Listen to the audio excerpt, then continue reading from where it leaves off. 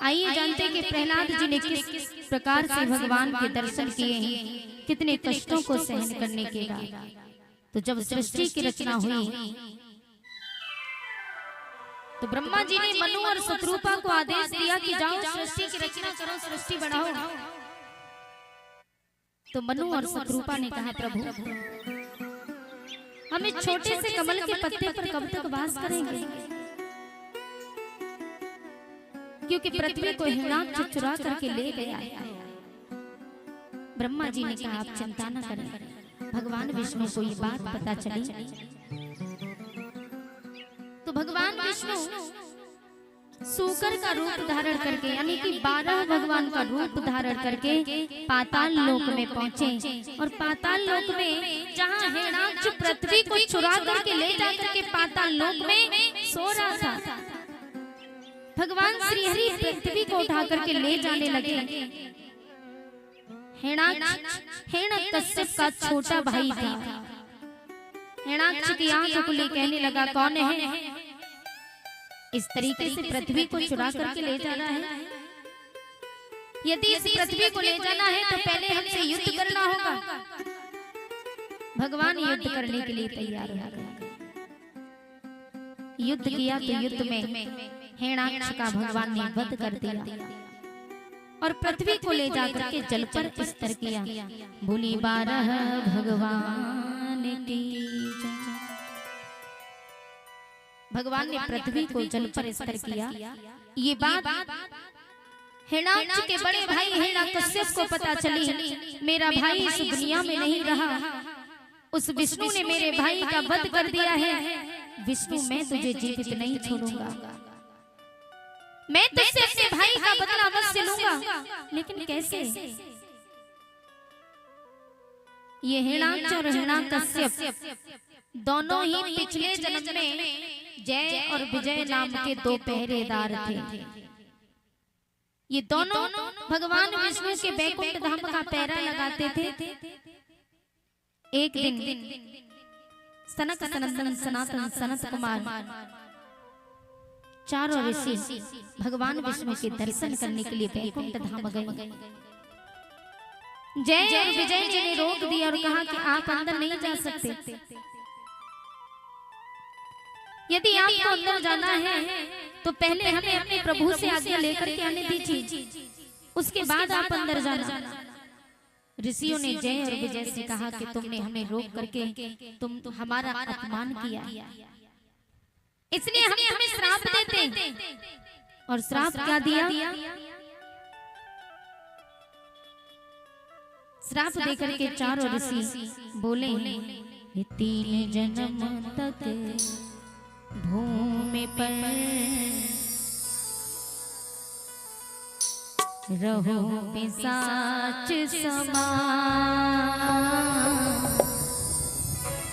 3 जन्म तक भूमि पर रहो पिशाच समान।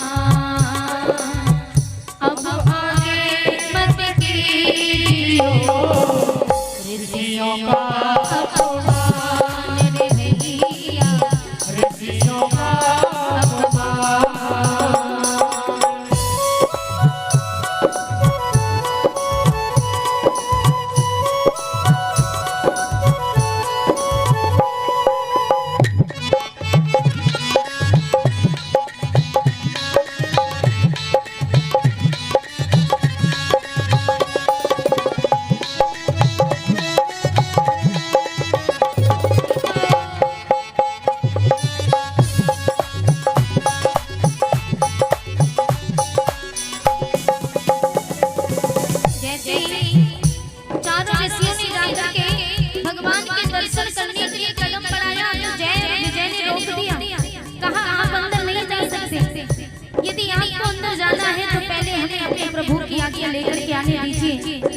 ऋषियों को क्रोध आ गया, तुमने हमें रोक करके हमारा अपमान किया, इसलिए जाओ हम तुम्हें श्राप देते हैं, तुम दोनों पहरेदार 3 जन्म तक भूमि पर राक्षस बन करके रहोगे।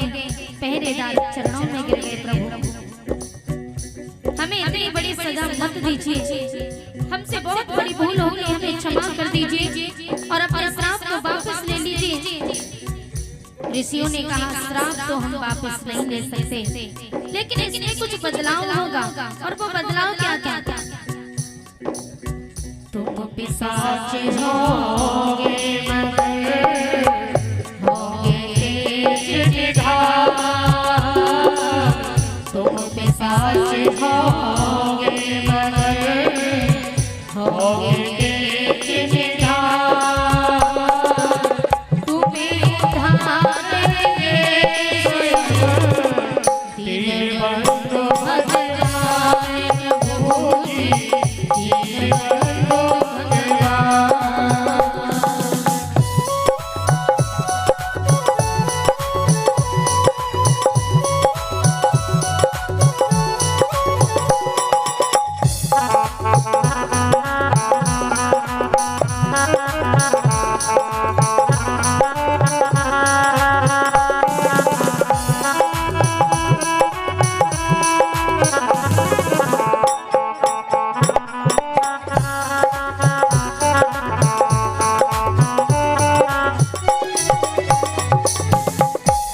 ऋषियों ने कहा कि हम अपने श्राप को तो वापस नहीं ले सकते, लेकिन इसमें कुछ बदलाव होगा। बदलाव ये है कि तुम तीनों जन्म तक भूमि पर राक्षस बन के तो रहोगे, लेकिन तीनों जन्म में तुम्हारा उद्धार पार ब्रह्म परमात्मा के हाथों से होगा। ये श्राप देकर के ऋषिगण चले गए। सुखदेव भगवान कहते हैं राजन परीक्षित, ये वही दोनों पहरेदार हैं जो इस जन्म में हिरण्याक्ष और हिरण्यकश्यप बन करके आए। तो भगवान ने हिरण्याक्ष का तो वध कर दिया। अब हिरण्यकश्यप ने कहा कि उस विष्णु ने मेरे भाई हिरण्याक्ष का वध किया। क्रोध में आ गया, क्रोध में आकर के कहने लगा विष्णु तूने अच्छा नहीं किया, तूने मेरे भाई का वध किया है, मैं तुझसे अपना बदला अवश्य लूंगा, लेकिन कैसे? बदला लेने का तो एक ही उपाय है और वो है तपस्या। मैं ब्रह्मा जी की तपस्या करके उनसे वरदान प्राप्त करके विष्णु तेरा मैं वध कर दूंगा। ये बात हिरण्याकश्यप ने कही। वन में जाकर के पहुंचा, 12 वर्ष वन में ब्रह्मा जी की तपस्या की तो ब्रह्मा जी प्रसन्न हो गए और प्रसन्न होकर के प्रकट हो जाते हैं। कहने लगे प्रिय वत्स, हम तुम्हारी तपस्या से प्रसन्न हुए, मांग लो, क्या मांगना चाहते हो? हिरण्याकश्यप ने कहा प्रभु देना चाहते हो तो हम ज्यादा कुछ नहीं चाहते, बस आप हमें इतना दीजिए कि आप हमें अमर कर दो। ब्रह्मा जी ने कहा हम खुद अमर नहीं हैं, तुम्हें अमर कहां से कर दें? बोले कोई दूसरा वरदान मांग लो। हिरण्याकश्यप बड़ा ही चालाक था। हिरण्याकश्यप ने कहा ठीक है,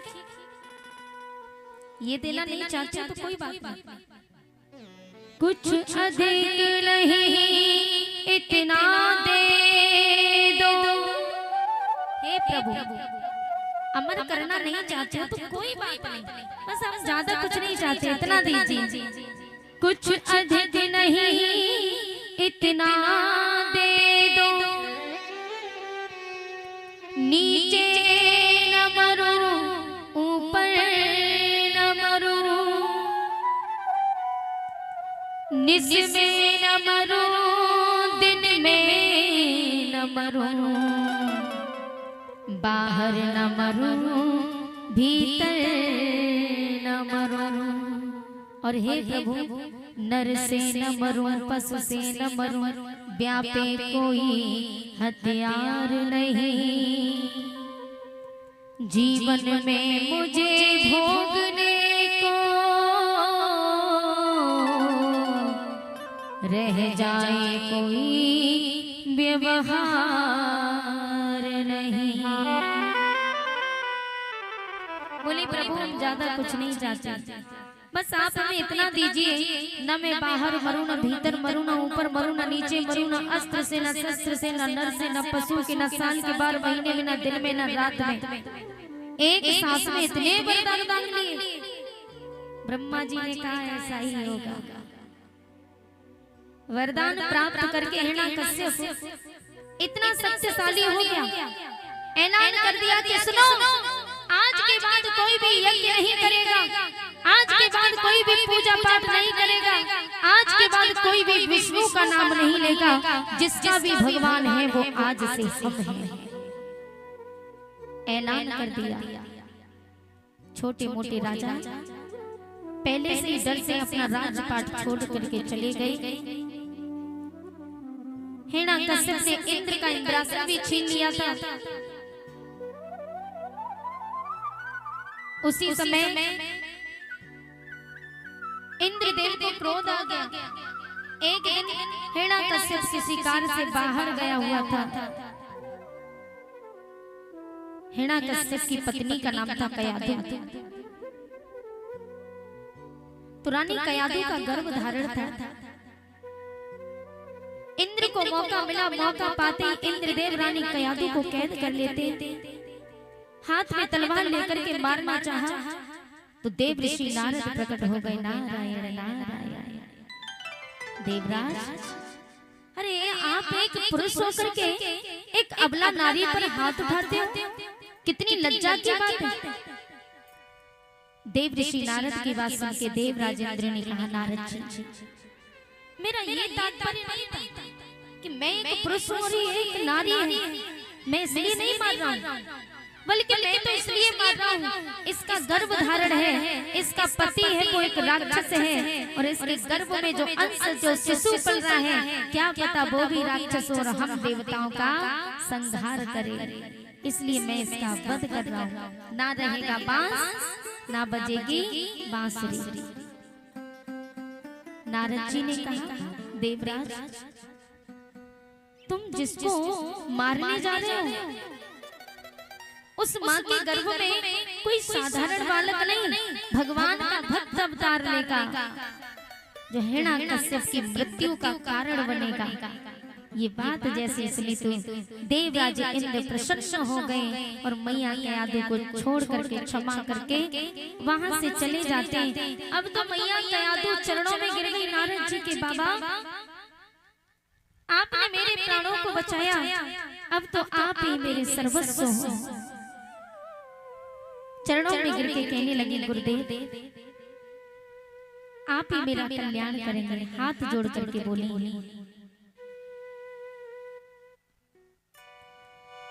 कि गुरुदेव दया करके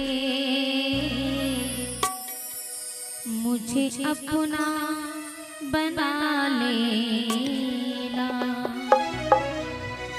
देव ऋषि नारद के चरणों में गिर गई मैया कयाधु और कहने लगी, मैं शरण पड़ी तेरी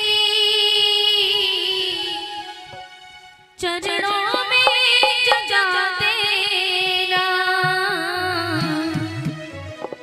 मैं शरण पड़ी तेरी चरणों में जगा देना। गुरुदेव दया करके मुझे अपना बना लेना।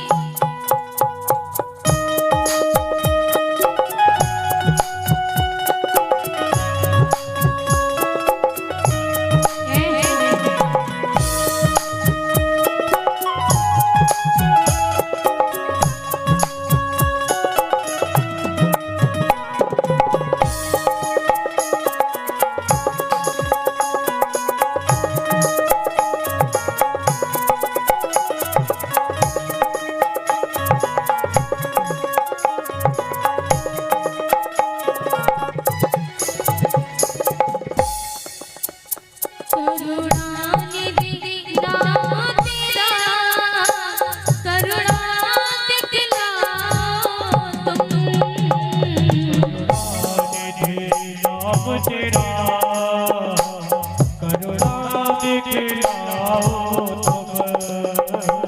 करुणानिधि नाम तेरा, करुणा दिखलाओ तुम। करुणा दिखलाओ तेरा, करुणा दिखलाओ तुम। सोया हुआ भाग्य मेरा, हे नाथ जगाओ तुम। सोया हुआ भाग्य मेरा, हे नाथ जगाओ तुम। मेरी नाव भंवर डोले, उसे पार लगा देना। मेरी नाव भंवर डोले, उसे पार लगा देना।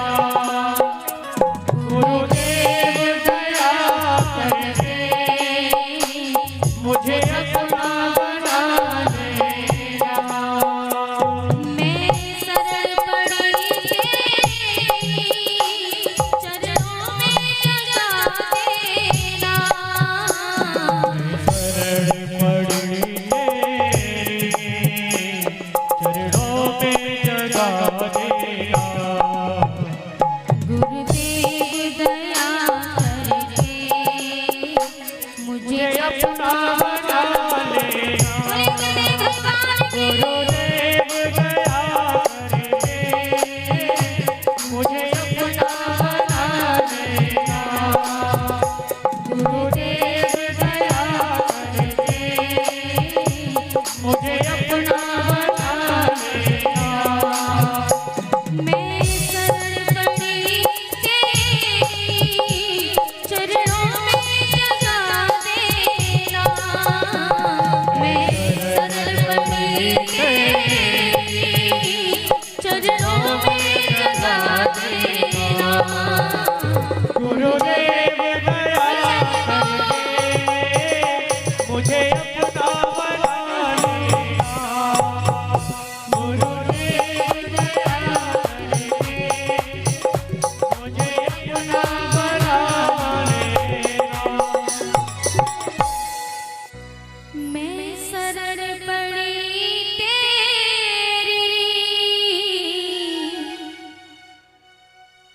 चरणों में जगा देना। मैं शरण पड़ी तेरी, चरणों में जगा देना। गुरुदेव दया करके मुझे अपना बना लेना। बोलिए गुरुदेव भगवान की, राधा रमण सरकार की जय जय श्री राधे। मैया कह दो। देव ऋषि नारद के चरणों में गिर गए, कहने लगे गुरुजी अब तो मेरी नैया को सिर्फ आप ही पार लगाओगे। देव ऋषि नारद के आश्रम पर मैया कयादू जाती हैं और वहीं जाकर के उन्होंने कथा श्रवण की। देव ऋषि नारद जी के आश्रम पर उन्होंने कथा को श्रवण किया। प्रहलाद जी गर्भ में थे, माँ के गर्भ में ही सारा ज्ञान उन्होंने प्राप्त कर लिया।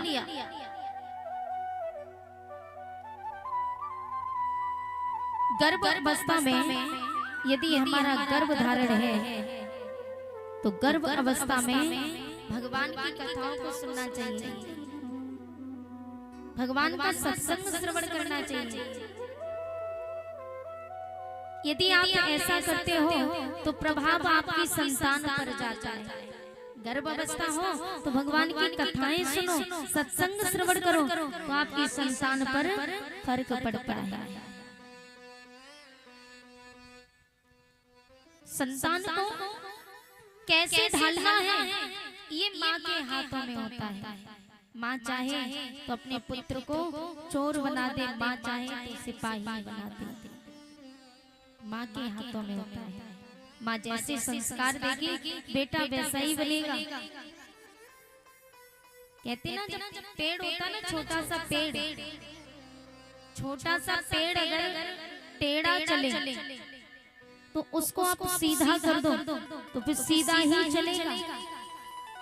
और यदि आप वो पेड़ बड़ा हो जाए, बड़ा होने के बाद जब टेढ़ा हो तो आप सीधा करना तो सीधा होगा नहीं। इसलिए शुरू से सीधा करके चलो।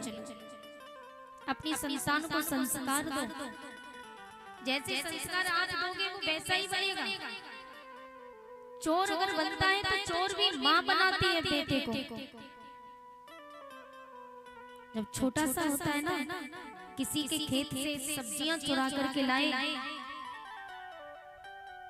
तो माँ बड़ी प्रसन्न होती, लाला कहाँ से लेके आया? फलाने के खेत से लेके आया। माँ कहती अच्छा किया तूने, आज की सब्जी नहीं थी घर में बनाने को, आज की सब्जी बन जाएगी, बहुत अच्छा किया। बेटा इतना प्रसन्न होता, मेरे चोरी करने से मेरी माँ इतनी प्रसन्न हुई तो कल फिर मैं जाऊंगा, कल फिर चोरी करके लाऊंगा, मेरी माँ प्रसन्न हो जाएगी। और धीरे धीरे छोटी छोटी चोरियों से बड़ी बड़ी चोरी करने लगता है, चोर बन जाता है। काश उसी दिन जब पहले दिन बेटा चोरी करके आए ना, तभी माँ खींच के तमाचा मारे और कहे कि सुन, आज के बाद अगर चोरी करके इस घर में घुसा तो मैं तुझे इस घर में घुसने नहीं दूंगी कभी। बेटा डर जाएगा। अपनी संतान को संस्कार देना माता पिता के हाथों में। पहले के जमाने में विद्यालय कम हुआ करते थे, लेकिन संस्कार माता पिता उन्हें कूट कूट के भरते थे, संस्कार हुआ करते थे। लेकिन आजकल विद्यालय तो बहुत है, लेकिन संस्कार आज की औलाद के अंदर नहीं है। भूल गए अपनी मर्यादाओं को, भूल गए अपने संस्कारों को। बड़े बड़े शहरों में जाकर के देखना, बेटियां अगर पढ़ती हैं भी, पढ़ाई भी करेंगी तो मोबाइल के बगैर पढ़ाई नहीं होती। पहले उनको मोबाइल चाहिए। हमारे माता पिता ने जब हमें पढ़ाया, हमारी याद में हमारी माता जी हमको पढ़ाती थी। हमारी माता जी भोजन बनाने के बाद बिठा लेती थी हमें। उस समय लाइट की भी इतनी सुविधा नहीं थी। उस समय की बात है, लैंप हुआ करती थी। लैंप जानते हो ना, छोटी सी मिट्टी का तेल डाल के जलाते थे। लैंप से पढ़ाती थी। पढ़ने के लिए जाते थे रोजाना। हमारी माँ ने हमें पढ़ाया। पढ़ना सीखे तो हम अपनी माता जी से, हमारी माता जी ने हमें पढ़ना सिखाया। तो अपनी संतान को संस्कार देना माता पिता के हाथों में। अब बेटा छोटा है, गालियां दे रहा है माँ बाप के सामने, गंदी गंदी गालियां दे रहा, तो माता पिता बड़े प्रसन्न हो रहे हैं, अरे भैया मेरा बेटा तो गाली देता है। ये प्रसन्नता की बात नहीं है, यही तो दुख की बात है। अपनी संतान को डांटो, संस्कार भरो। आजकल बगैर मोबाइल के पढ़ाई नहीं होती, ऑनलाइन पढ़ाई होती है। अब पढ़ाई के लिए लो तो अच्छी बात है, लेकिन पढ़ाई के बहाने इंस्टा फेसबुक ये सब चला रहे हैं। इसी का जमाना रह गया है। बेटियां भी हैं तो वो भी रील बना बना करके इंस्टा फेसबुक पर डाल रही हैं। बहू और बेटी पर्दे के अंदर अच्छी लगती है, पर्दे से बाहर नहीं। यहाँ तो हमने बहुत बदलाव देखा। आपके इधर हमें इस बात की बहुत खुशी है कि यहाँ की माताएं पर्दे के अंदर रहती हैं। हम तो बहुत दूर दूर कथाएं करने जाते हैं, हर जगह का माहौल देखा हमने। यहाँ माताओं के अंदर संस्कार है। बुजुर्ग हैं वो भी बहुत अच्छे, घर से बाहर ही रहते हैं। ये नजारा हमें देख के बड़ी खुशी हुई आपके यहाँ का। फिर भी आपके अंदर बहुत संस्कार, बहुत आगे हो आप लोग। लेकिन और जगह जब जाते ना, सारी मर्यादाओं को भंग कर रखा है। आजकल बेटियां रील बनाती, नाच नाच करके फेसबुक इंस्टा पर पहले के जमाने में गरीब घराने की बेटियां पैसे वालों के यहाँ नाचने के लिए जाती थी। आज उन्हीं अमीरों की बेटियां गरीबों का कर्जा उतार रही हैं, इंस्टा फेसबुक पर नाच नाच के रील बना बना करके। बहू होती है ना तो बहू शादी हो नहीं पाई, ससुराल में आई रील बनाना शुरू कर दिया। और बेटे भी बड़ी प्रसन्न होते, अरे हमारी बहू बहुत अच्छी मिली है, वायरल बेबी मिली है, मजाक थोड़े है, पैसा कमा के देती है। तो ये मर्यादाएं नहीं है प्यारी। मैंने देखा बीच में एक फैशन चली थी, ये तो देखा कि गरीबी सुदामा जी पर है। बीच में गरीबी मैंने देखी बड़े बड़े पैसे वालों की बेटियों पर, 4 जगह से कटी फटी जीन्स पहन करके निकलती थी।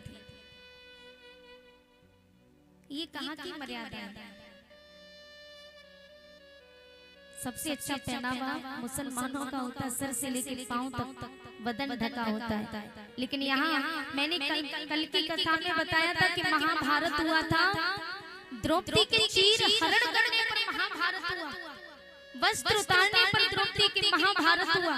लेकिन यहाँ कलयुग में किसी से वस्त्र पहनने को कह दो तो महाभारत हो जाता है। इसलिए अपनी संतानों को पढ़ाओ, हम ये नहीं कहते मत पढ़ाओ, उसके साथ साथ संस्कार दो। और संस्कार भी ऐसे होने चाहिए कि कहीं 2-4 बूढ़े बुजुर्ग बैठे हों, आपके पिता उनके बीच में बैठे हों, तो पिता की हंसी नहीं बल्कि सर गर्व से ऊंचा रहना चाहिए, ऐसा काम करके दिखाओ। पिता का सर नहीं झुकाना, नहीं उठाना है। एक बार एक सेठ जी थे, बहुत बड़े सेठ जी थे, किसी चीज की कमी नहीं थी घर में। एक बेटा था, बेटे को पढ़ाया लिखाया, तो सेठ जी का नियम था, धान होता ना, धान हमारे इधर बहुत धान होता है, तो धान चावल होते, चावल का माड़ पीते थे जिसको मांडव बोलते हैं।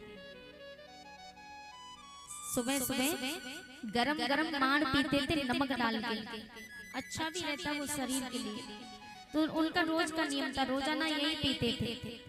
एक दिन क्या हुआ, सेठ जी के मिलने वाले आए, सेठ जी के मित्र आते तो सेठ जी अपने कच्छ में बैठ गए मित्रों के साथ। पत्नी ने यानी सेठानी ने चावल का माड़ कठौती में रख लिया, गरम गरम पीते थे, रोज का नियम था, तो कटौती में रख दिया। ठंडा होने को जा रहा है, अब सेठानी ने अपने बेटे से कहा, बेटा अपने पापा से जाके कहो कि माड़ है ना ये ठंडा होता जा रहा है, इसको आके जल्दी पी लो, बाद में मिल लेना दोस्तों से। बेटे ने कहा, मेरे पिताजी सेठ जी हैं, सब कुछ है उनके पास, अगर उनसे डायरेक्टली जाकर के बोलूंगा कि पापा चलो माड़ पी लो, तो मेरे पापा के मित्र कहीं हंसी ना उड़ाए, कितने बड़े सेठ होके क्या पीते चावल का माड़, तो कहीं हंसी ना उड़ाए। तो उस बेटे ने अपने पिताजी से क्या कहा जाके, पिताजी धानुपुर से मांडव आया, धानुपुर से मांडव आया, कठपुतिया तट पर बैठा है, जल्दी चलो उससे मिल लो वरना शीतलपुर को जाता है। तो पिताजी समझ गए, धानुपुर से यानी धान से माड़ आया, कठपुतिया यानी कठौती में रखा है, जल्दी चलो उससे मिल लो, जल्दी चलो उसको पी लो वरना शीतलपुर को जाता है, वरना ठंडा हो जाएगा। तो संतानों को पढ़ाओ, ऐसे संस्कार दो जो पिता का सर शर्मिंदा से झुके नहीं बल्कि उठे, है ना। बोलिए गोविंद भगवान की, राधा रमण सरकार की। मैया के आदि ने सारा ज्ञान देवऋषि नारद के आश्रम पर प्राप्त किया। उनके गर्भ में प्रहलाद जी पल रहे थे, तो प्रहलाद ने माँ के गर्भ में सारी कथा को सुना, सारा ज्ञान माँ के गर्भ में ही प्राप्त कर लिया। समय व्यतीत होने के बाद मैया कयादू वापस लौट के आई। नमास परपुर होने के बाद 9 महीने गुजरने के बाद मैया कयादू ने पुत्र को जन्म दिया।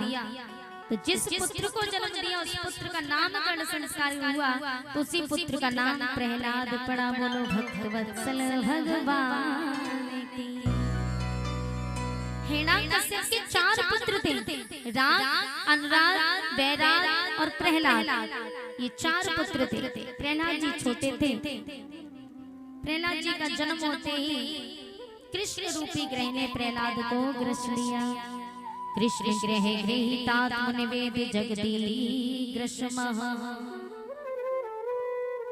कृष्ण रूपी ग्रह ने प्रहलाद को ग्रस लिया। 9 ग्रह होते ना भैया, कहते कि किसके ग्रह खराब चल रहे हैं।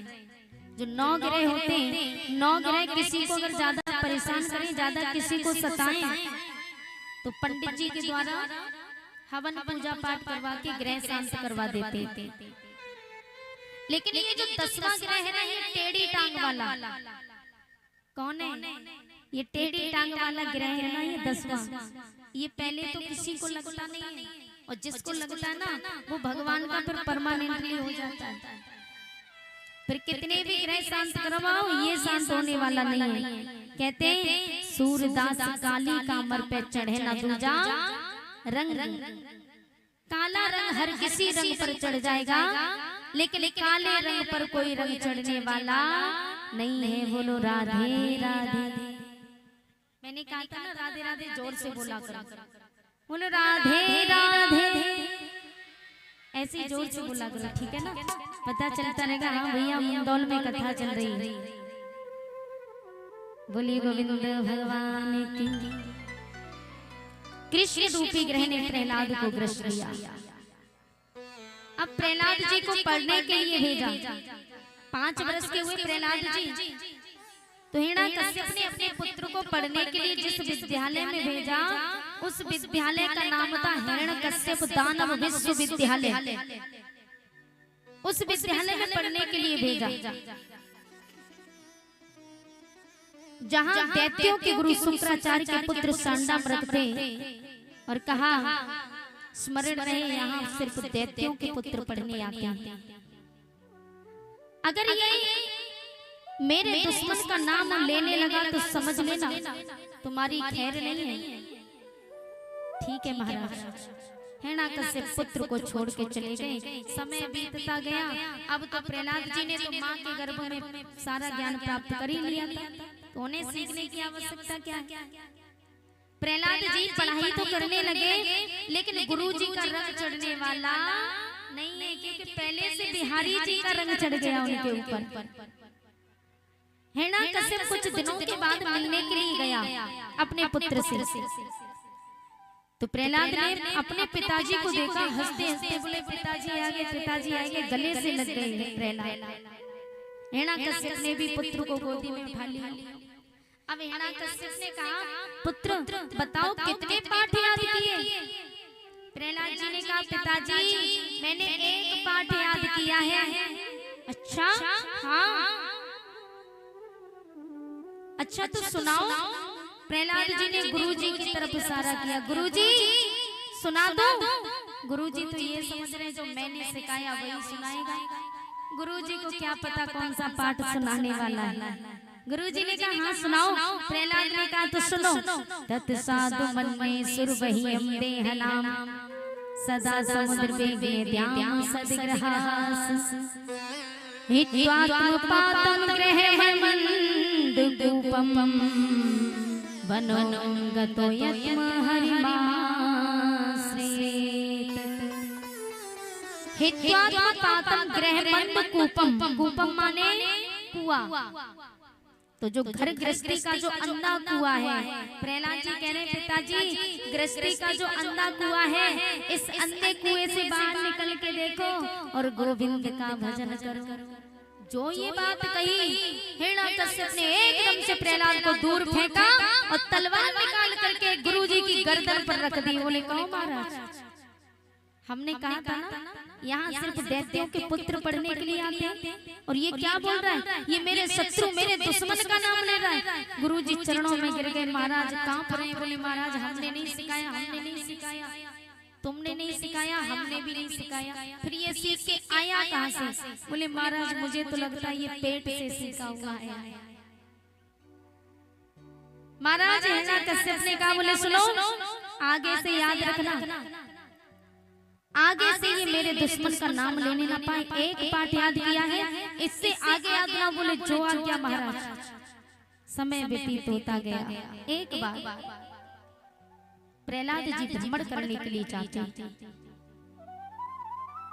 घूमने के लिए प्रहलाद जी गए तो रास्ते में कुम्हारी का घर पड़ता था। कुम्हारी जिस समय रो रही थी, कुमारी का घर पड़ता था, कुमारी के घर से रोने की आवाज आ रही थी। प्रहलाद जी जाकर के पहुंचे और बूढ़ी माँ को रोता हुआ देखा। जाकर के कहने लगे, मैया तुम रो रही हो और तुम भगवान का नाम भी ले रही हो, क्या तुम्हें पता नहीं कि भगवान मेरे पिता के शत्रु हैं और मेरे पिता के राज्य में रह के तुम मेरे पिता का नाम छोड़ के मेरे पिता के शत्रु का नाम ले रही हो? क्या तुम्हें मृत्यु का भय नहीं? आंखों में आंसू भर के कुमारी कहने लगी, पुत्र जिस प्रकार सूर्य की किरण सूरज की प्रतिमा पानी में पड़ती है ना, तो सूर्य दो दिखाई देने लगते हैं, एक पानी में और एक साक्षात। इसका मतलब ये तो नहीं हुआ ना कि जो पानी में सूरज दिख रहा है वो सूरज नहीं है, वो तो उसकी प्रतिमा है। ठीक उसी प्रकार भगवान तो एक है और तुम्हारे पिता के कहने से कि वो भगवान है, तो वो भगवान नहीं हो सकता, वो तो भगवान का अंश है। प्रहलाद जी ने कहा, लेकिन तुम भगवान का नाम क्यों ले रही हो, रो क्यों रही हो? कुमारी ने कहा, पुत्र मैं जात की कुमारी, मेरा घड़ा बनाने का काम है, मैं घड़े बनाती हूँ। हवा के अंदर बिल्ली के 4 बच्चे एक घड़े के अंदर दब गए।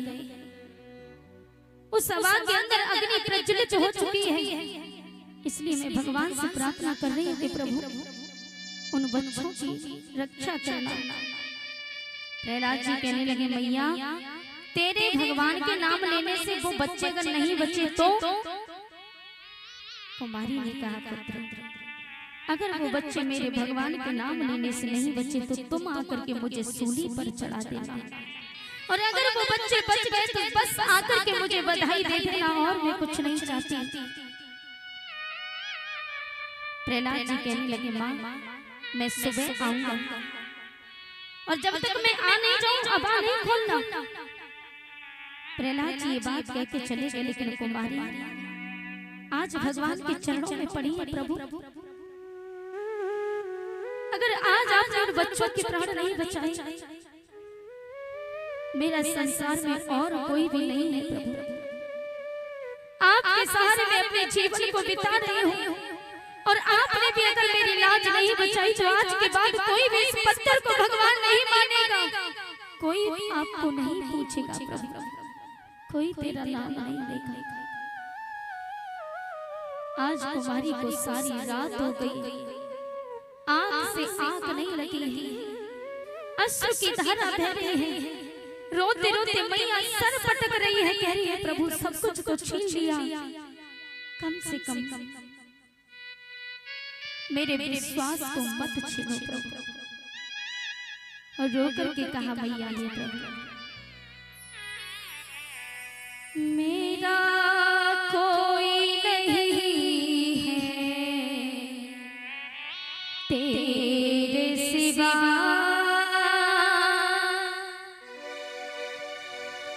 मैं किसके सहारे जी पाऊं, चरणों से दूर किया मुझको, अब तुम ही बताओ कैसे जी पाऊं। हे प्रभु मेरा इस संसार में कोई नहीं है, एक औरत एक स्त्री जितना दुख अपने हृदय में समा लेती है ना, इतना कोई नहीं समा सकता। सबकी बन करके रहती है, सबकी खुशियों को अपनी खुशियां समझती है, लेकिन अपने दुख को कभी बयान नहीं करती। रो रो करके कहते ना कि स्त्रियां रोती बहुत हैं, वो अपना दुखड़ा तो किसी को नहीं सुनाती, लेकिन रो रो करके इस सारे दुख को बहा देती हैं। इसलिए स्त्रियों को भगवान ने भी महान बताया है, उच्च दर्जा इसीलिए दिया है क्योंकि इनके अंदर सहन शक्ति बहुत है।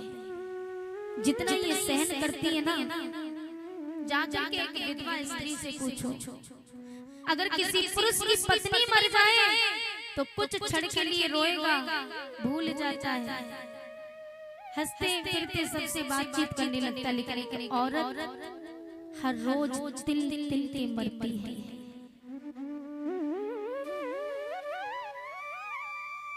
भगवान सब कुछ छीन ले, लेकिन किसी का पति न छीने। जाकर के पूछो इन स्त्रियों से जिनके पति नहीं है। भगवान ने जिन जिन स्त्रियों के पतियों को छीन लिया, जाकर के उन स्त्रियों से पूछो कि उन पर क्या गुजरती है।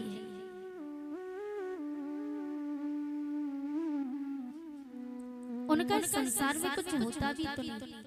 अगर सास ससुर बुरे हो ना, पति साथ खड़ा रहे, पति साथ देने वाला हो, तो एक स्त्री हंसते हंसते जीवन को बिता देगी। सास ससुर कितने भी अच्छे क्यों न हो, पति जब खराब मिल जाए, पति रोज सताए, तो स्त्री का घुट घुट के रहना ही है। सब कुछ तो बर्दाश्त करती हैं, क्या कुछ सहन नहीं करती, लेकिन ये समाज फिर भी स्त्रियों को ही नीचा दिखाता है। स्त्रियां किसी से कम नहीं है,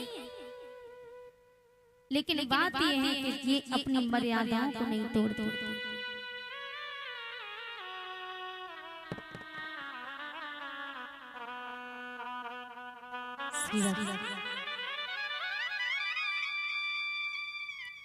बोली बाके बिहारी लाल की। सब कुछ सहन हो जाता है प्यारे। जानते हो, अगर कोई विधवा स्त्री हो, पति मर जाए, तो उसका कोई अगर नहीं है, तो बाजार अगर सामान खरीदने जाए ना, तो लोग कहते हैं कि देखो पति के मरने के बाद इसका राज्य हो गया, मुंह उठाकर के न जाने कहां कहां घूमती है। और अगर बेचारी किसी से सामान भी मंगाए, तो लोग कहते हैं कि ये आखिर इसका लगता कौन है, इसी से सामान क्यों मंगाता है। स्त्रियों का रहना बड़ा मुश्किल है प्यारे। ऐसा जीवन भगवान किसी को न दे। वो स्त्रियां बड़ी भाग्यशाली होती है जो पति के हाथों से मुक्त अग्नि को प्राप्त करती हैं। लेकिन उनसे जाकर के पूछो, कहीं जाकर के किसी के पास खड़ी भी हो जाए, तो लोग उंगलियां उठाते हैं, अरे देखो पति के मरने के बाद इसका राज्य हो गया, अब तो हर जगह घूमती है। लेकिन आपने कभी जाकर के उसके दुख को पूछा, कभी उसके हृदय को टटोल करके देखा कि उस पर क्या गुजरती है, उसने कैसे जीवन को सहन किया, उसने कैसे इतने बड़े दुख के पहाड़ को अपने सर पे उठा करके रखा। कभी आपने उसको पूछा? लेकिन लोग उल्टा सीधा कहने के लिए पहुंच जाते हैं। बेचारी लड़े भी तो किससे? पति रहता तो दुनिया से लड़ने की हिम्मत रखती है, ताकत रखती है। पति साथ नहीं ना, टूट जाती है। ऐसा लगता है प्रभु अब तो प्राण निकल जाए। जीने का कोई उद्देश्य नहीं रहता था, घुट घुट के मरने का मन करता। इसलिए प्यारे, जहां तक हो सके तो एक लाचार स्त्री की सहायता करना सीखो। चुप रहती है, गम सहती है, कैसी लाचार चुप चुप रहना, सब कुछ सहना, इसका ही नाम तो नारी है। गम सहती है, चुप रहती है, कैसी लाचारी है, कैसी लाचारी है। प्यारे हाथ जोड़ के निवेदन है आप सभी से, आप किसी लाचार स्त्री को इतना ना सताओ, उसके सुख दुख की जानो, उसके पास में बैठो। और बेटा भी होता है ना, बाप के मरने के बाद एक बात याद रखना प्यारे, ये सूरज जब उगता है ना, शाम को ढल जाता है, हमें इंतजार रहता है कि कल फिर सुबह होगी और कल फिर ये सूरज निकलेगा। लेकिन याद रखना, जिस दिन माता पिता के नाम का सूरज डूब गया ना, उस दिन दोबारा निकलने वाला नहीं है। इसलिए जीते जी इंसान की कदर करना सीखो, किसी को इतना नहीं सताना चाहिए। फिर एक स्त्री के पास रोने के सिवा कुछ नहीं रहता, वो भगवान से यही कहती है, प्रभु कि मेरा कोई नहीं है तेरे सिवा, मैं किसके सहारे जी पाऊं। चरणों से दूर किया मुझको, अब तुम ही बताओ कैसे जी पाऊं। अब तुम ही बताओ मुझे प्रभु, मुझे किधर कहाँ जाना है। जीते जी माँ बाप की कदर कर लो प्यारे। जब तक पिता जिंदा रहता है ना, हमारे सारे शौक पूरे रहते हैं, सारी उम्मीद हमारी एक नई सी लगती। याद रखना, बेटी जब बाप के साथ घूमने के लिए जाती है ना बाजार में, बाप के पास भले एक पैसा ना हो, लेकिन पिता के एक बार हाँ करने से ऐसा लगता है कि बाजार की सारी दौलत अपनी लगने लगती है। ये होता है पिता का प्यार।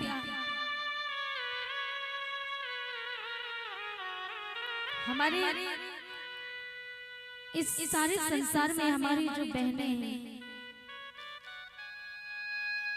वास्तविक जिस घर में बेटियां होती हैं, वो घर नहीं, वो स्वर्ग के समान होता है। और बेटियां ही ऐसी होती हैं जो माँ बाप की लाचारी को, माँ बाप की मजबूरियों को समझती हैं। बेटियों की कदर करो प्यारे, इन बेटियों से घर सजा हुआ है। और ये बेटियां ही पराए घर जब जाती हैं तो दूसरे का घर सजाती हैं। इन बेटियों से ही आन बान शान है। बेटा एक भाग्य लेकर के पैदा होता है, लेकिन बेटी सौभाग्य लेकर के पैदा होती है, इसलिए कहते हैं सौभाग्यवती भव। लोग इनसे कहते हैं, मायके में रहती है बेटी तब तक घर वाले कहते हैं तू पराए घर की है, तुझे पराए घर जाना है। और जब ससुराल पहुंच जाती है तो ससुराल वाले कहते हैं कि तू तो पराए घर से आई है। तो फिर बेटी का घर कौन सा है? ना तो पियर अपना, ना ससुराल अपना। और फिर भी दोनों घरों को अपनी लाज समझ करके बड़े संभाल करके चलती, सजो करके चलती।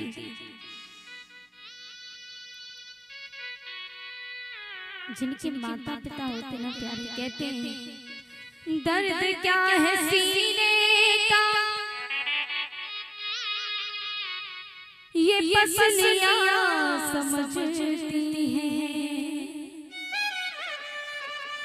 बाप की गरीबी को ये बेटियां समझती समझती दर्द क्या है सीने का ये पसलियां समझती हैं। बाप की गरीबी को ये बेटियां समझती हैं।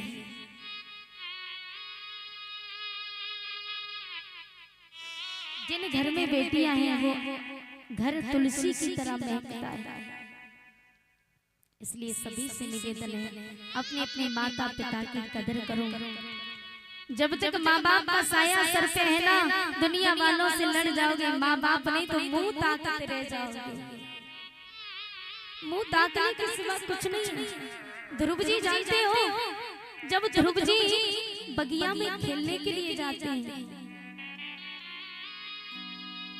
ध्रुव जी बगिया में खेलने के लिए गए तो उन्होंने कभी अपने पिताजी को नहीं देखा था।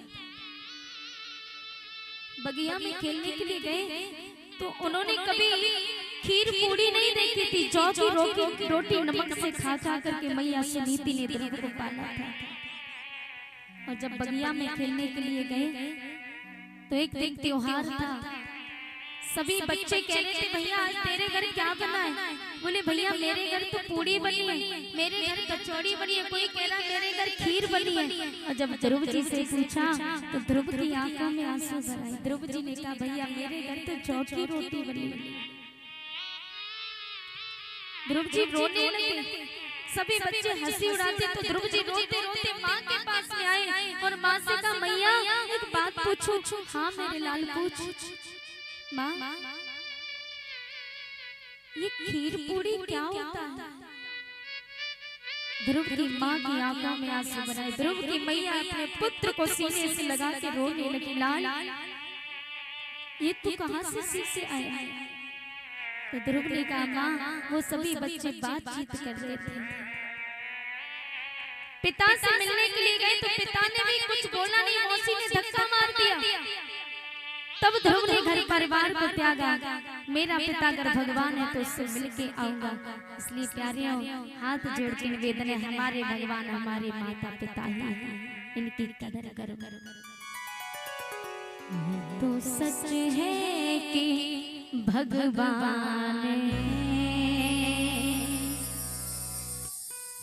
तो है मगर फिर भी अनजान है। धरती पे रूप बाबा उस विधाता की पहचान है।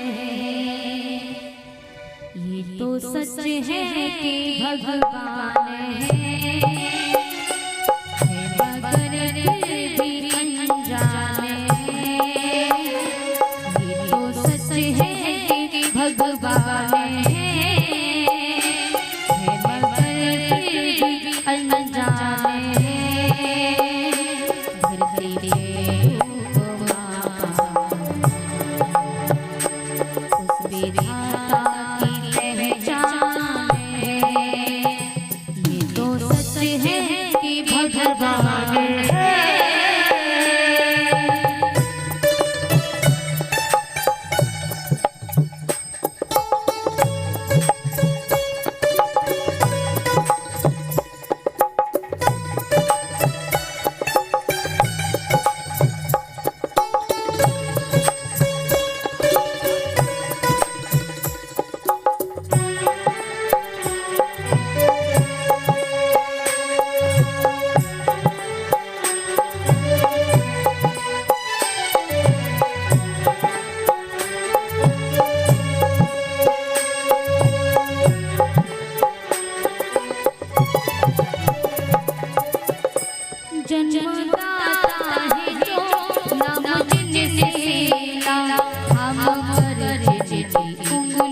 है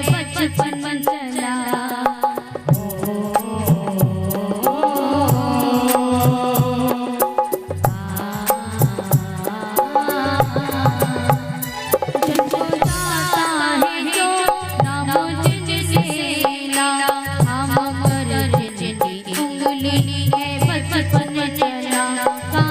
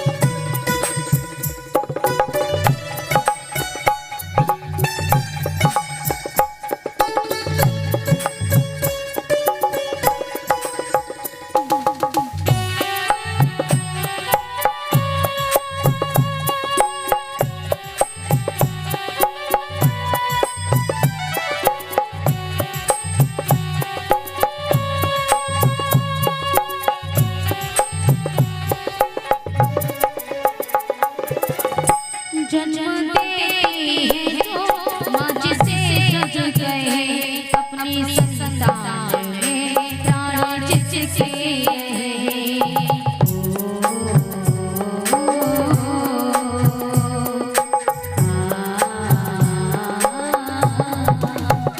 जन्म देती है जो माँ जिसे जग गए अपनी संतान में प्राण जिसके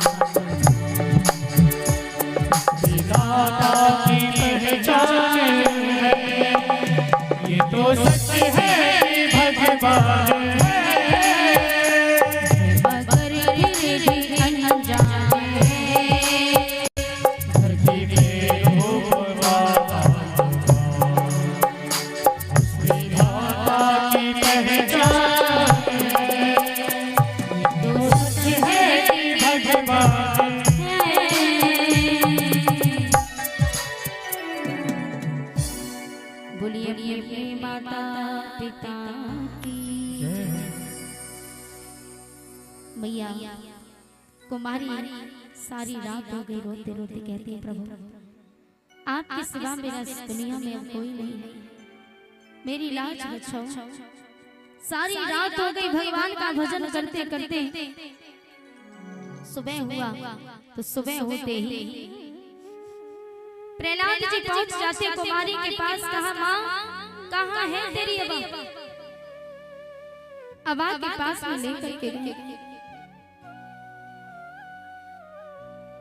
तो कुमारी रोती जा रही और भगवान का भजन करती जा रही। प्रभु इन बच्चों की रक्षा करना, अगर आज ये बच्चे नहीं बचे तो मैं अपने प्राणों को त्याग दूंगी।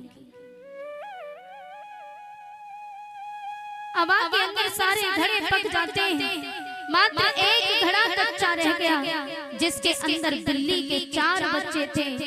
जैसे मैया ने घड़े को उठाया और उस कच्चे घड़े को भी उठाया तो बिल्ली के 4 बच्चे निकल करके भाग गए। प्रहलाद जी चरणों में गिर गए, माँ आज मेरा जीवन धन्य हो गया। बोलिए बाके बिहारी लाल की। प्रहलाद जी समझ गए कि वास्तविक प्रभु में प्रभुताई है। अब तो प्रहलाद जी का आत्मविश्वास और भी अटूट हो जाता है। प्रहलाद जी विद्यालय में पहुंचे तो सभी बच्चों के पास में जाते हैं, शिक्षा अध्ययन करने लगे। एक दिन गुरुजी ने कहा, पुत्र प्रहलाद हम किसी कार्य से बाहर जा रहे हैं, तुम एक काम करना, सभी बच्चों को इमला लिखवा देना, मैं वापस आऊंगा तो मैं चेक कर लूंगा। प्रहलाद ने कहा ठीक है गुरुजी। प्रहलाद ने सभी बच्चों से कहा कि बच्चों भगवान का भजन करो। बच्चों ने कहा हम भगवान का भजन क्यों करें? भगवान का भजन तो बुजुर्गों को करना चाहिए, जिन पर वृद्ध अवस्था है, जिन पे बुढ़ापा है, उनको भगवान का भजन करना चाहिए। हम तो बच्चे हैं, हम भगवान का भजन क्यों करें? तो प्रहलाद ने कहा वाह भैया, कौमार आचरित प्राज्ञो धर्मान भागवतान दुर्लभम मानुषम जन्म तदप्य दुर्लभम। क्या ध्रुव जी बच्चे नहीं थे? ध्रुव ने भी तो बाल अवस्था में भगवान के दर्शन किए, और तुम कहते हो कि बुढ़ापे में भगवान का भजन करना चाहिए। अरे बुढ़ापे में कोई साथी नहीं होता, कोई साथ नहीं देता है। बुढ़ापा आता है ना, हाथ पांव कांपने लगते हैं, और हम इंतजार करेंगे भैया बुढ़ापा आएगा तभी भगवान का भजन करेंगे। क्या पता हम पे बुढ़ापा ना आ पाए, जवानी में ही राम नाम सत्य हो जाए और हम बुढ़ापे का इंतजार करते रहे, फिर भगवान पूछेंगे क्या कमाया तुमने, तो क्या जवाब दोगे? इसलिए भैया बुढ़ापे का इंतजार ना करो। अरे बुढ़ापे में कोई साथ नहीं देता, शरीर भी साथ नहीं देगा, तो भगवान का भजन क्या करोगे? जानते बुढ़ापे में कैसी हालत हो जाती है?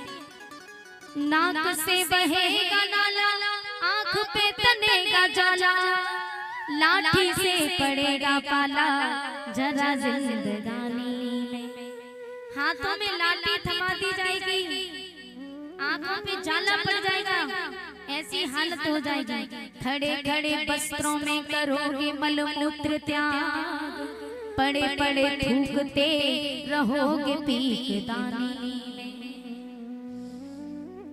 ऐसी हालत हो जाएगी, वस्त्रों में मलमूत्र त्याग करोगे, चार पाई पे पड़े पड़े वही थूक करके रखोगे। घर में बहू होगी, वो भी कहेगी बुढ़ा तो मर जाएगा, अच्छा है ना? कि खड़े खड़े वस्त्रों में करोगे मलमूत्र त्याग, पड़े पड़े थूकते रहोगे पी के दानी में। शक्ति ना रहेगी तब भक्ति क्या करोगे, जब राम नाम बोलते तुम्हारी बदबाणी में। राम नाम बोलते तुम्हारी बदबाणी में। मुंह के सारे दांत उखड़ जाएंगे। अब आप बुढ़ापे में भगवान का नाम लो, भजन करो, आप कहो राम राम और मुंह से निकले आम आम, तो क्या भगवान का भजन कर सकते हो? नहीं कर पाओगे। हमारे खुद के बच्चे कहते हैं, पता है क्या कहते हैं? कि गई जवानी और आया बुढ़ापा, सबको लगने लगा तू पराया। गई जवानी और आया बुढ़ापा, सबको लगने लगा तू पराया। और हमारे खुद के बच्चे कहते क्या? कि बाल बच्चे कहे मर जा बूढ़े, कि बाल बच्चे कहे मर जा बूढ़े। क्यों? अब कमाने के काबिल नहीं है, अब कमाने के काबिल नहीं है। हमारी खुद की औलाद कहती है कि बुढ़ा मर जाए वो अच्छा है, क्योंकि जब तक कमा के देते रहे तब तक छाती पीट के कहते गए मेरा बाप है। कमाना छोड़ दिया, हाथ पांव शरीर साथ नहीं दे रहा। जब बेटे को बैठ के खिलाना पड़ता है, बाप की दवाई गोली सब करना पड़ता है, तब बेटा कहता है तो बुढ़ा मर जाए वही अच्छा है, इस बुढ़े को संभालूं कि बच्चे संभालूं। तो खुद की औलाद भी यही कहती है। इसलिए प्यारे भगवान का भजन जवानी से करो। जवानी से भजन करोगे तो हंसते हंसते प्राण निकल जाएंगे, पीड़ा नहीं होगी, कष्ट नहीं होगा। मृत्यु में पीड़ा किसको होती है? मृत्यु में पीड़ा उसको होती है जो दूसरों को सताते हैं, जो पाप करते हैं। उनको यम के दूत आते हैं, घसीटते हुए लेके जाते हैं। कोई एक्सीडेंट से मर जाता है, कोई कैसे भी घसीट करके ले जाते हैं। लेकिन जो भगवान के भक्त होते हैं ना, उन्हें भगवान का विमान लेने के लिए आता है और एकदम से विमान में बैठ करके भगवान के परम धाम को जाते हैं। बोलो राधे राधे। इसलिए भगवान का भजन करते रहोगे तो अकाल मृत्यु में नहीं मरोगे। भगवान का भजन करो, अब से जीवन संभालो। कि भजन कर मस्त जवानी में बुढ़ापा किसने देखा है। भजन कर मस्त जवानी में बुढ़ापा किसने देखा है। भजन कर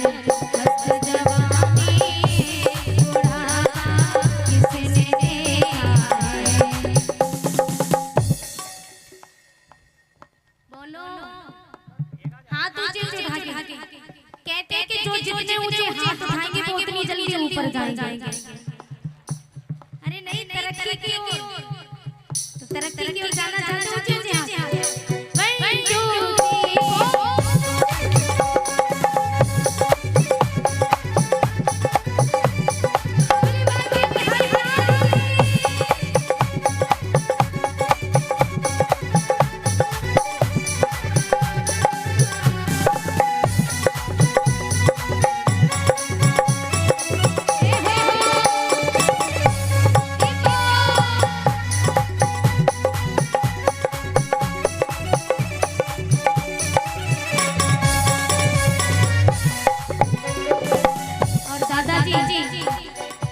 हमें आपका नाच बहुत अच्छा लगता है।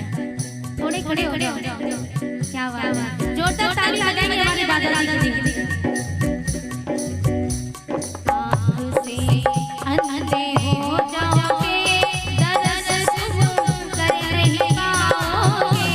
आँख से अंधे हो जाओगे, दर्द तुम कर नहीं पाओगे।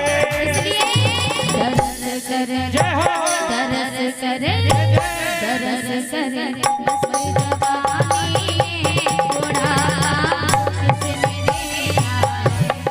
सजन कर मस्त जवानी, बुढ़ा किसने देखा।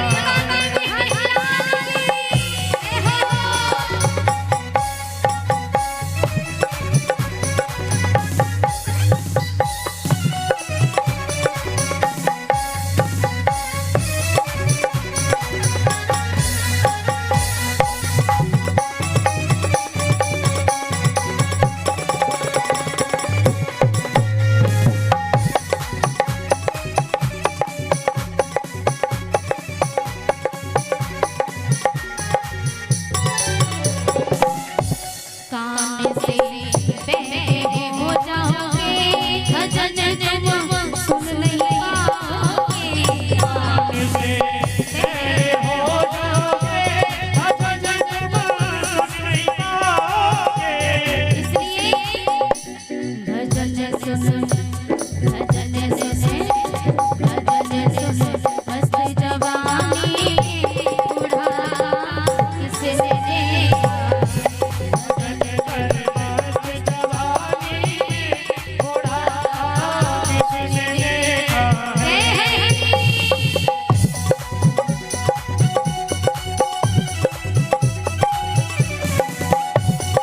बिल्कुल इसीलिए एक बार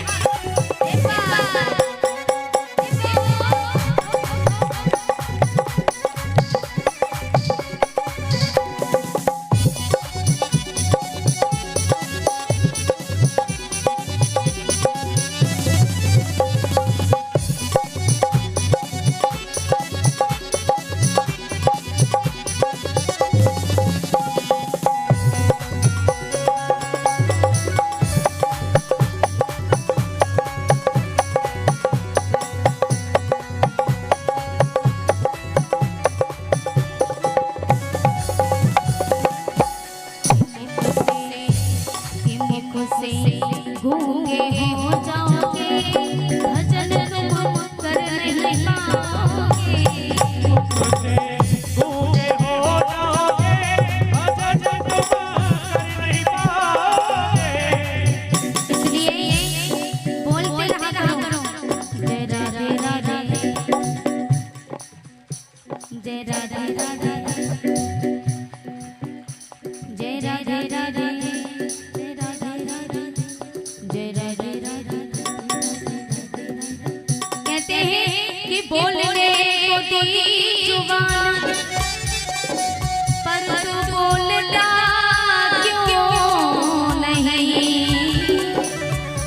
ले ले कोई हरि का नाम, मुख खोलना क्यों नहीं।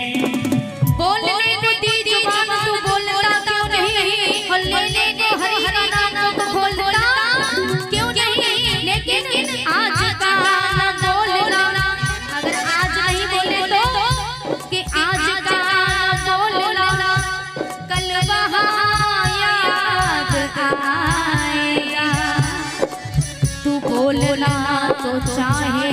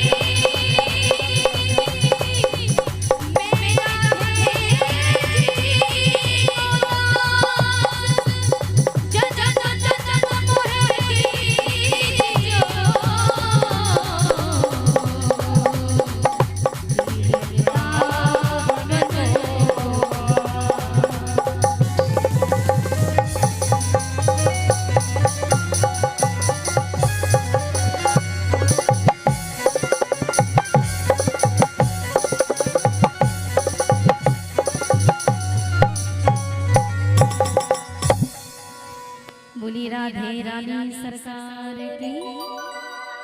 जोर से बोलें जय जय श्री राधे श्याम। व्यास नंदन श्री सुखदेव जी कहते हैं, हे राजा परीक्षित, प्रहलाद जी ने कहा भैया बुढ़ापे का कोई भरोसा नहीं है, कोई गारंटी नहीं है, इसलिए जब समय मिले तब भगवान का भजन करो। सभी बच्चों की बात समझ में आ गई। उन्होंने पूरी कॉपी पर राम राम लिख दिया। श्री राम जय जय राम, श्री राम जय जय राम। कौशल्या जाए राजा राम, दशरथ के प्यारे राजा राम। सीता के ही प्रिय राजा राम, लक्ष्मण के भैया है राजा राम। श्री राम जय जय राम, श्री राम जय जय। मैंने इतनी बार राम जी का भी और राधे रानी का भी नाम कहलवा लिया आप सभी से। अब इतनी बार आपने नाम लिया, आपका नाम भगवान के रजिस्टर में लिख लिया। हाँ, दिन भर में हम न जाने किस किस की कितनी चुगली करते होंगे, न जाने हमारे मुंह से कितनी गालियां निकल जाती होंगी पड़ोसन के लिए, तो हमारी जिज्ञा अपवित्र हो जाती है। और इसको पवित्र करना है तो राधे राधे बोलना पड़ेगा। बोलो राधे राधे। क्या बात है। आज प्रहलाद जी ने सभी बच्चों की कॉपी पर राम राम लिखवा दिया। गुरुजी लौट करके आए। अब गुरुजी ने देखा, प्रहलाद जी से कहा, प्रहलाद जी गुरुजी बोले इमला लिखवा दी। हाँ गुरुजी लिखवा दी, आप चेक कीजिए। तो जैसे ही गुरुजी ने कॉपी चेक की, सभी बच्चों की कॉपी पर राम राम लिखा है। अब तो गुरुजी कहने लगे, बोले अगर हिरण्यकश्यप को पता चल गया तो जीवित नहीं छोड़ेगा। प्रहलाद से कहा, प्रहलाद ये सारी करतूत तुम्हारी है ना, तुम्हारे पिताजी से शिकायत करूंगा। प्रहलाद जी ने कहा, करनी है तो कर दो ना, मैं डरता थोड़ी हूँ, मैं तो सिर्फ डरता हूँ तो परम पिता परमात्मा से, और किसी से नहीं डरता। छुट्टियों के दिनों में प्रहलाद जी को लेकर के गए। अब प्रहलाद जी छुट्टियों के दिनों में अपने घर गए तो मैया कयादू ने पुत्र को नहला धुला के काजल लगा दिया। हिरण्यकश्यप के पास में गए तो हिरण्यकश्यप ने सिंहासन पर गोदी में बिठा लिया। हिरण्यकश्यप ने प्रहलाद से पूछा, पुत्र प्रहलाद अब बताओ तुमने कितने पाठ याद किए। प्रहलाद जी ने कहा, पिताजी मैंने 9 पाठ याद किए। 9 पाठ? हाँ सुनाओ तो। अब गुरुजी कांपने लगे। गुरुजी ने कहा, पहले तो 1 पाठ याद किया, 1 पाठ में तलवार गर्दन तक आ गई, अब तो 9 पाठ बता रहा है। बोले हम मुझे लग रहा है कि आज तो गर्दन अलग हो जाएगी। प्रहलाद ने गुरुजी की तरफ इशारे किया, गुरुजी सुना दो। अब गुरुजी कांप रहे, गुरुजी डर के मारे बोल भी नहीं सकते कि मत सुना। गुरुजी ने क्या सुना। प्रहलाद जी ने कहा, पिताजी सुनो, श्रवणम कीर्तनम विष्णु स्मरणम पाद सेवनम अर्चनम वंदनम दास्यम सत्यात्म निवेदनम। प्रहलाद जी ने जो नवदा भक्ति सुनाई, एकदम से हिरण्यकश्यप क्रोध में आ गया। हिरण्यकश्यप ने तलवार खींची और एकदम से काटने को हुए, कहने लगे महाराज क्षमा कर दो, क्षमा कर दो महाराज। बोले मैंने नहीं सिखाया, मैंने आपसे पहले ही कहा था ना कि मैंने नहीं सिखाया। हिरण्यकश्यप ने कहा, तुमने भी नहीं सिखाया, मैंने नहीं सिखाया तो सीख के आया कहां से। तो गुरुजी ने कहा, मैंने तुमसे पहले ही कहा था, पेट से सीख के आया। ये जन्म से सीखा हुआ है, पूछो आप इससे। नहीं मानते तो आप जाकर के पूछिए ना। कहने लगे, नवम प्रणीतम न पर्व प्रणीतम सुतो भतते सतविंद सत्रोह नई सर्ग की मतिरस्य राजन न्यक्षमण्युम कदनास्ममानः। महाराज आप जाकर के पूछिए ना, तो हिरण्यकश्यप अपने पुत्र के पास में जाकर के पूछने लगे। प्रहलाद जी ने कहा पिताजी आप मानो या मत मानो, मैं तो कहता हूँ आप भी भगवान का भजन करो। ये अहंकार में कुछ नहीं चलता। आप यदि भगवान का भजन करोगे तो आपको मुक्ति मिल जाएगी। पिताजी अभी भी जीवन को सुधार लो, अभी भी समय है। ये बात सुन करके हिरण्यकश्यप और भी क्रोध में आ गया और क्रोध में आकर के आदेश दे दिया जाओ इसको मृत्यु के मुख में डाल दो। प्रहलाद जी को सर्पों में डलवाया, हाथियों से कुचलवाया, पहाड़ से गिरवाया, लेकिन हर जगह मेरे गोविंद ने प्रहलाद की रक्षा की। बोलिए भक्तवत्सल भगवान की। भगवान ने रक्षा की। अब तो प्रहलाद को मारने के लिए होलिका को आदेश दे दिया हिरण्यकश्यप ने। होलिका कौन है? हिरण्यकश्यप की बहन, प्रहलाद की सगी बुआ। जब आदेश दिया तो होलिका वैसे भी प्रहलाद को मारना चाहती थी। होलिका इसलिए मारना चाहती थी प्रहलाद को क्योंकि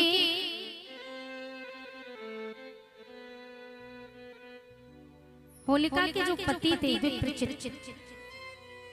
एक बार होलिका बगीचे में घूमने के लिए गई तो इसने विप्रचित को देखा, मोहित हो गई और कहा कि हमसे विवाह कर लो। विप्रचित ने कहा कि हम तो विवाह करने के लिए तैयार हैं, लेकिन तुम्हारे भैया हमसे विवाह नहीं करेंगे। बोले भैया से आज्ञा मैं ले लूंगी। तो होलिका ने अपने भैया हिरण्यकश्यप से कहा कि मैं विप्रचित से प्रेम करती हूँ, उन्हीं के साथ विवाह करूंगी, आप मेरा विवाह उनके साथ कर दीजिए। तो हिरण्यकश्यप इतना अहंकार का मारी था। हिरण्यकश्यप ने कहा कि मैं तुम्हारा विवाह उसके साथ नहीं करूंगा, हमारी एक शर्त है, हम दोनों में युद्ध होगा। ये बात उस समय की, हिरण्यकश्यप को उस समय वरदान नहीं मिला था, उस समय की बात है। हिरण्यकश्यप ने कहा हम दोनों में युद्ध होगा, युद्ध में यदि विप्रचित जीत गया तो मैं तेरा विवाह उसके साथ कर दूंगा, अन्यथा नहीं। शर्त मंजूर की। विप्रचित और हिरण्यकश्यप में युद्ध हुआ। युद्ध में विप्रचित ने हिरण्यकश्यप को हरा दिया। मजबूरी में होलिका का विवाह विप्रचित के साथ में करना पड़ा, लेकिन क्रोध में आ गया कि इसने मुझे हराया, मैं इसको जीवित नहीं छोड़ूंगा, प्रण कर लिया। होलिका अपने पति को साथ लेकर के माता रानी के मंदिर में गई। माता रानी से वरदान मांगा तो माता रानी ने कहा पुत्री तेरी जोड़ी तो बहुत सुंदर है, लेकिन तेरी जोड़ी ज्यादा दिनों तक चलने वाली नहीं थी, बहुत जल्द विधवा हो जाएगी। ये बात सुनती आरती की थाली छूट गई। कहने लगी होलिका माँ, हर माँ अपनी बेटी को सदा सुहागन होने का वरदान देती, लेकिन तुमने मुझे तो श्राप दे दिया। माता रानी ने कहा नहीं पुत्री, ये विधि की विधना है, इसको हम टाल नहीं सकते, लेकिन हाँ मैं तुझे ये चीर देती हूँ। ये चीर जब तक तुम्हारे पति के ऊपर रहेगा तब तक कोई बाल वाका नहीं कर सकता। तो होलिका जब भी सोती थी ना, अपने और अपने पति के ऊपर चीर डाल के सोती थी। एक दिन वो चीर हवा से जमीन पर गिर जाता है। हिरण्यकश्यप को मौका मिला और मौका पाते ही हिरण्यकश्यप ने विप्रचित के तलवार से टुकड़े टुकड़े कर दिए, मार दिया। उसी समय होलिका ने कहा कि भैया तूने मेरा वंश आगे बढ़ने नहीं दिया, इसलिए मैं भी तेरा वंश आगे बढ़ने नहीं दूंगी। इसलिए होलिका प्रहलाद को मारना चाहती थी, लेकिन प्रहलाद कहने लगे बुआ तुम मुझे मारना चाहती हो, मेरे पिता को बुरो बताए रही है, जाने संसार को पालो है, उन भैया ने भलो बताए रही है, जाने खसम तुम्हारो मारो है। बुआ उन भाइयों को भला कहती हो जिसने तुम्हारे पति को मारा, लेकिन सुनो बुआ जाने चाचा को मारो है वो बबुला खास हमारो है। जिसने मेरे चाचा को मारा वो मेरा खास पिता है। जाने फूफा को मारो है वो भैया खास तुम्हारो है। इसलिए बुआ अभी भी कह रहा हूँ सुधर जाओ। होलिका ने एक बात नहीं सुनी, लकड़ियों की चिता बनाई, प्रहलाद को गोदी में बिठाया, अपने ऊपर चीर डाल करके अग्नि प्रज्वलित की और ऐसी भगवान की कृपा हुई कि चीर उड़ करके प्रहलाद के ऊपर आ गया। होलिका जल जल के दहन हो गई। बोलो गोविंद भगवान। देवताओं ने प्रसन्न होकर के ऊपर से रंग गुलाल उड़ाया और राक्षसों ने क्रोध में आकर के कीचड़ धूल उड़ाई। क्रोध में आके उसी दिन से होली का त्योहार मनाया जाता है।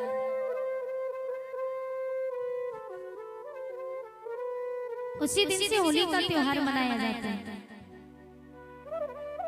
होली के लिए ज्यादा दिन नहीं है, खैर होली आ ही गई।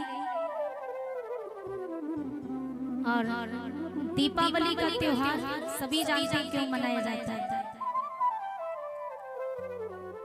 पहले दिन एक दीपक जलता है ना, उसको बड़ी दीपावली कहते हैं। ऐसा ही है, बड़ी कहते हैं ना। पहले दिन एक दीपक जलता है, उसको बड़ी दीपावली कहते हैं।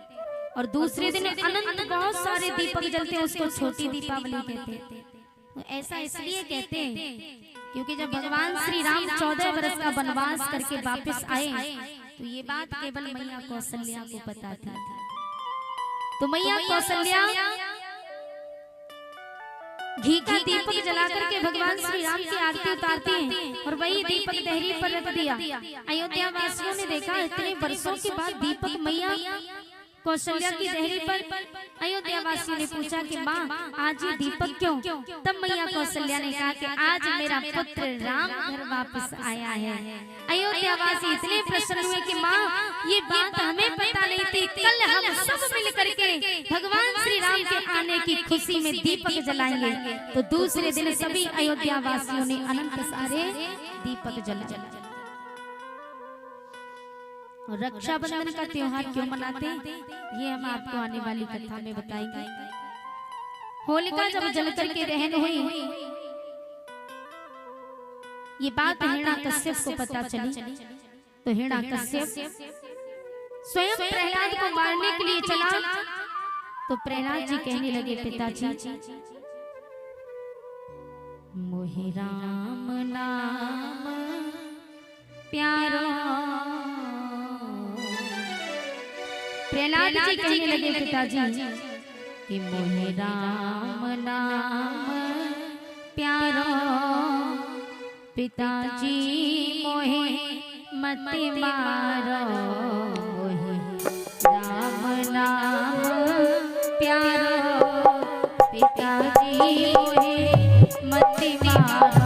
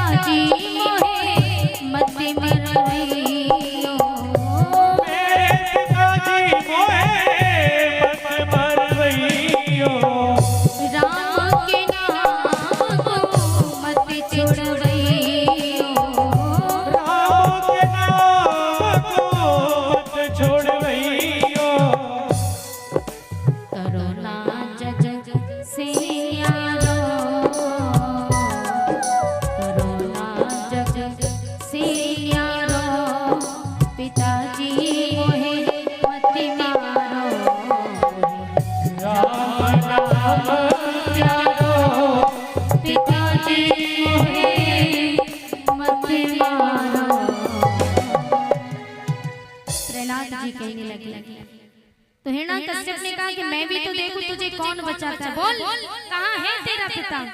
प्रहलाद जी कहते हैं पिताजी मेरा पिता तो हर जगह व्यापक है, मुझ में, आप में, इस तलवार में, इस खंबे में, हर जगह मेरा पिता है। अगर तेरा पिता इस खंबे के अंदर है तो मैं भी देखना चाहता हूँ। आदेश दिया सिपाहियों इस खम्भे को अग्नि से लाल कर दो। खम्भे को अग्नि से लाल कर दिया। आदेश दिया इस खम्भे के अंदर तेरे पिता हैं तो इस खम्भे को हृदय से लगा। भगवान एक चींटी का रूप धारण करके खम्भे पर रेंगने लगे। प्रहलाद की दृष्टि पड़ी और अग्नि के लाल खम्भे पर छोटी सी चींटी को कुछ नहीं हो रहा तो मुझे क्या होगा, मेरा शरीर तो इतना विशाल है। प्रहलाद दौड़े दौड़े हंसते हंसते जाते खम्भे को एकदम से हृदय से लगा लिया और जो खम्भे को हृदय से लगाया खम्भा एकदम से ठंडा पड़ गया। बोलिए भक्त वत्सल भगवान की। ये नजारा देख करके हिरण्याकश्यप को क्रोध आ गया। हाथ में तलवार लेकर के जो प्रहलाद को मारना चाहता तो एकदम से खम्भा फट जाता है और खम्भे से नरसिंह भगवान उत्पन्न हो गए। बोलिए नरसिंह भगवान की। हिरण्याकश्यप के केसों को पकड़ लिया भगवान ने। कहा दुष्ट पापी, अब मैं तुझे और पाप करने नहीं दूंगा।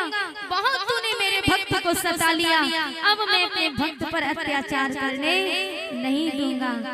आज भगवान केस पकड़ करके हिरण्याकश्यप को बीच देहरी पर रख लेते।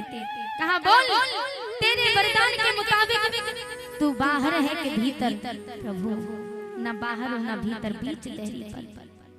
भगवान ने कहा बोल, तूने जो वरदान मांगा साल के 12 महीने में न मरूं तो बोल साल के 12 महीने हैं।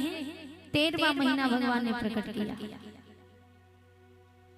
नहीं प्रभु। उसी समय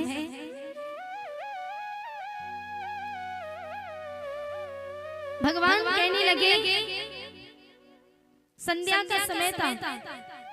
भगवान ने कहा बोल, दिन है कि रात? बोले प्रभु न दिन है न रात, संध्या का समय। भगवान कहने लगे बोल मैं नर हूं कि पशु? आप तो दोनों। क्योंकि भगवान का मुख था वो सिंह का, शेर का, शरीर था वो मनुष्य का, नर का, इसलिए नर सिंह नाम पड़ा। आप तो दोनों। भगवान ने उठा करके जंघा पर रख लिया। बोले बोल, ऊपर है कि नीचे है? बोले प्रभु ना ऊपर ना नीचे। भगवान ने कहा बोल, मेरे हाथों में अस्त्र है कि शस्त्र है? कुछ नहीं है प्रभु। और भगवान ने अपने बड़े बड़े नाखूनों से हिरण्याकश्यप के पेट को फाड़ दिया। बोलिए नरसिंह भगवान की। अब तो भगवान का क्रोध शांत नहीं होता। भगवान के क्रोध को शांत करने के लिए प्रहलाद को इशारा किया। प्रहलाद भगवान के सम्मुख पहुंचे। भगवान ने अपने क्रोध को शांत किया, प्रहलाद को अपने हृदय से लगा लिया। आज भक्त और भगवान का मिलन हुआ है। बोलिए भक्त और भगवान की।